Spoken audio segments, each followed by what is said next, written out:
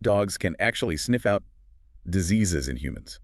Oh, yeah, definitely. Dogs have this incredible ability to detect these subtle changes in the chemical makeup of our bodies, changes that can signal the presence of certain diseases, even in the very early So stages. they're not necessarily smelling the disease itself, they're smelling the body's response to the disease. Precisely.